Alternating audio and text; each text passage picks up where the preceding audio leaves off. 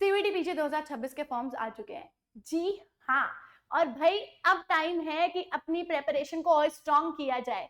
And आज की video में मैं आपको बताने वाली हूँ कि सीवीटी पीजी एग्जाम का पैटर्न, एग्जाम की एलिजिबिलिटी और डेट्स क्या हमारी, और साथ साथ मैं ये बताऊंगी कि अगर आप किसी और स्ट्रीम से है, ठीक है, तो क्या आप कहीं और सब्जेक्ट में अपनी मास्टर्स परस्यू कर सकते हैं या नहीं, और कितने सब्जेक्ट जो है आप अपने सीवीटी पीजी के एप्लीकेशन फॉर्म में चूज कर सकते हो। सबसे पहले भाई आपको एनटीए का नोटिस दिखा दिया जाए, आज ही आया है 14 दिसंबर। एनटीए जो है संडे को यार बिल्कुल लेट नाइट आपके लिए बॉम्ब फोड़ता है ना। तो चलिए भाई सबसे पहले जान लेते हैं हमारा सीवीटी पीजी क्या होता है। सीवीटी पीजी एक कॉमन यूनिवर्सिटी एंट्रेंस टेस्ट है पोस्ट ग्रेजुएट एडमिशन के लिए, जो एनटीए कंडक्ट कराती है, यानी कि नेशनल टेस्टिंग एजेंसी ये कंडक्ट कराती है। एंड इसका जो एग्जाम पैटर्न है वो ये रहता है कि आप एक ऑफलाइन सेंटर पे जाते हैं एंड कंप्यूटर के थ्रू आप ये टेस्ट देते हैं, जिसका ड्यूरेशन 90 मिनट्स यानी 1.5 घंटे का आपका पेपर है, जिसमें आपको कितने क्वेश्चंस करने हैं, 75 क्वेश्चंस आपको यहाँ पे सॉल्व करने हैं। आपका एक क्वेश्चन 4 मार्क्स का है, जिससे हमारे टोटल मार्क्स बनते हैं 300।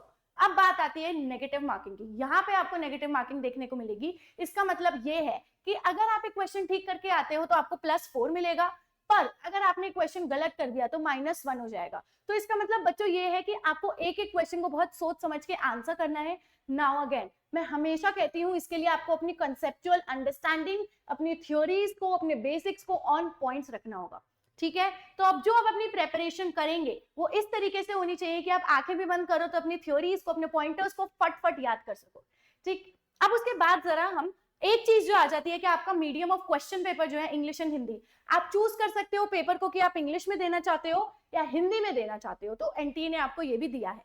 अब उसके बाद जो है वो बात आती है आपके एग्जाम डेट्स की, वो घड़ी आ चुकी है। तो भाई आपका जो एप्लीकेशन फॉर्म्स हैं 14 दिसंबर से आउट हो चुके हैं, ठीक है।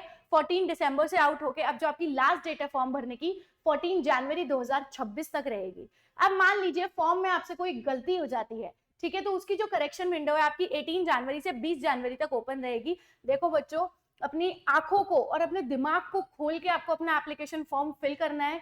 क्यों ही हम करेक्शन विंडो का इंतजार करें, तो एक एक डिटेल को 2 बारी चेक करना है। सबमिट करने से पहले एक फाइनल रिव्यू देना है और तब आपको अपनी एप्लीकेशन सबमिट करनी है, ठीक। उसके बाद भाई हमारा जो एडमिट कार्ड है और जो हमारा एग्जाम सेंटर है वो हमें बाद में बताया जाएगा, लेकिन एनटीए ने हमें एक ये बता दिया है कि आपका जो मंथ ऑफ एग्जामिनेशन है वो रहने वाला है मार्च 2026। पिछले साल भी मार्च 2026 में हुआ था, इस साल भी मार्च 2026 में होगा। तो भाई अभी दिसंबर चल रहा है, दिसंबर के 15 दिन बचे हैं, फिर उसके बाद मोटे मोटे हमारे पास 2 महीने बचते हैं, और आपका जो एग्जाम है वो मार्च के किसी भी मंथ में कंडक्ट हो सकता है। तो यही सही टाइम है आपके लिए कि आप अपनी प्रेपरेशन स्टार्ट करो, इससे पहले कि लेट हो जाए और आपकी सीट कोई और लेके बैठ जाए। ये बिल्कुल नहीं होने देना है आपको। अब बात आती है हमारी एग्जाम फीस की। तो as far as we are concern with exam fees, हमारी हर कैटेगरी की बहुत अलग अलग है। जैसे जनरल कैटेगरी के लिए हमको 1400 रुपए एप्लीकेशन फीस दी गई है। एंड जो हमारी, अगर आप एडिशनल टेस्ट पेपर्स लेते हो तो आपकी 700 रुपए फीस रहने वाली है। फिर उसके बाद हम बात करते हैं ईडब्ल्यूएस एंड ओबीसी की। उनकी जो एप्लीकेशन फीस है वो 1200 रुपए है।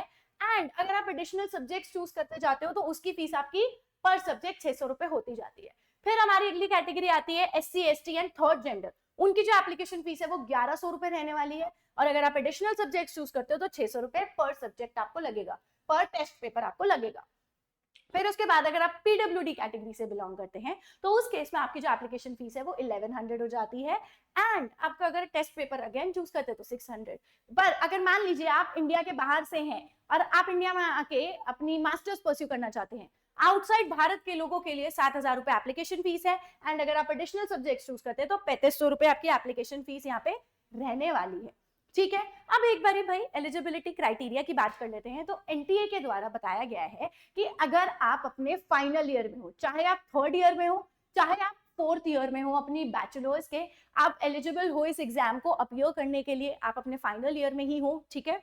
आपके पास क्योंकि ऑप्शन है, या तो आप थर्ड ईयर के लिए जा सकते हो, आप थर्ड ईयर में अपनी डिग्री खत्म कर सकते हो, या आप फोर्थ ईयर भी चूज कर सकते हो, ठीक। आपके पास ये दोनों ऑप्शंस हैं, आप इन दोनों ही केसेस में इस एग्जाम के लिए अपीयर कर सकते हो।